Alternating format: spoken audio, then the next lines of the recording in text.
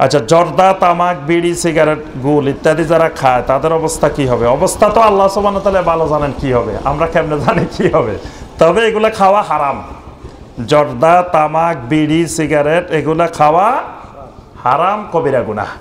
এগুলোর ব্যাপারে বিশ্বের যত বড় বড় ওলামায়ে কেরাম আছে সকলের ফতোয়া আছে যে এগুলো হারাম, এগুলো মাকরু। কেউ কেউ বলেন যে মাকরু। মাকরু আর হারামে তেমন ডিফারেন্স নাই। মাকরুও কিন্তু মাকরু তাহরিমা, মতলক মাকরু মানে মাকরু তাহরিমা, মানে হারামের কাছাকাছি। তো পূর্বেকার যুগের সালাফেরা সরাসরি কোরআনের আয়াত বা সরাসরি হাদিস না থাকলে তারা হারাম শব্দটা ব্যবহার করতেন না, বলতেন যে এটা মাকরু। তাদের মাকরু মানে হারাম। কথাটা বুঝতে পারছেন? যে ওই যুগের ওলামারা কঠিন শব্দগুলো বলতেন না, সহজটা বলতেন, কিন্তু সহজটা দিয়ে অনেক কঠিন বুঝাইতেন। এগুলো ওলামায়ে কেরামের পরিভাষা ছিল। এজন্য ওনাদের মাকরু মানে হারাম, এজন্য এগুলো হারাম। মসজিদের ইমাম যদি সুদী সমিতির সাথে যুক্ত থাকে তবে কি তার পিছনে নামাজ পড়া যাবে?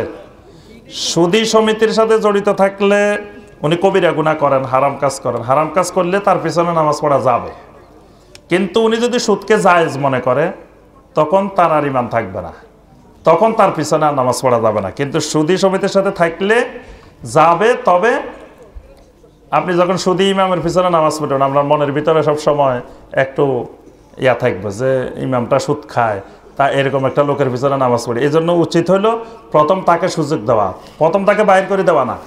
তাকে বলবেন যে ভাই আপনি আমাদের একজন ইমাম, আমরা তো সম্মানিত, আমরা সবাই আপনাকে সম্মান করি, সুতরাং আপনি সুদ খান, এটাকে হারাম কাজ করেন, আপনাকে আমরা ফলো করবো, সুতরাং আপনি সুদ ছেড়ে দেন।